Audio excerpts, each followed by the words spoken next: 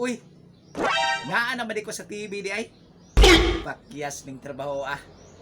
Di na gini kapugngan. Sikat na jud ko. Di ba? Uy, unsa man ni Direk? Ready na ni? Sugod na ni?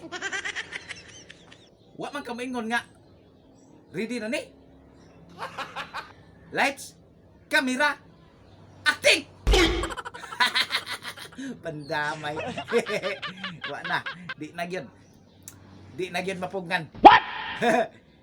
Bahala ng mga uban diha katong taas nag-followers. Wala pa musikat. Wala pa sila masulod sa TV. Ako, ni ana gyud. Sulod na jud ko sa TV oh. Wa lang ko kabaloon sa kaning channel ni. Ay, tuodi ay. Kining akong i-congrats ang kuan. Babulgang. Nag-celebrate silang 28 katuig. 28 years anniversary sa Ginagawa mo. Babulgang. Ako na itong kuan di ay. Ako na itong i-shout out si kuan. Michael B. Michael B. Congrats kay dugay-dugay na gyud mo sa industriya ba? Industriya sa TV. Ginagawa mo. Pandamay. Amay lang lagi untag makaabot ni kang kuan dito. Michael B. Kay ganahan sa ta kay mutan-aw siya sa ako apod.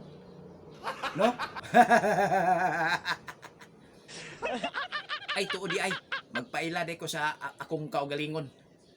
Ako di ay si kining Michael V. Ay yate, dili oy, dili si Michael V. Ako si Boy Kinutil. Sa ako ang Facebook page Boy Kinutil. Niya sa TikTok Boy Pau Pau. Ang sa YouTube Boy Kinuts. Oh, mao na akong kuan diha. Timan-ina ninyo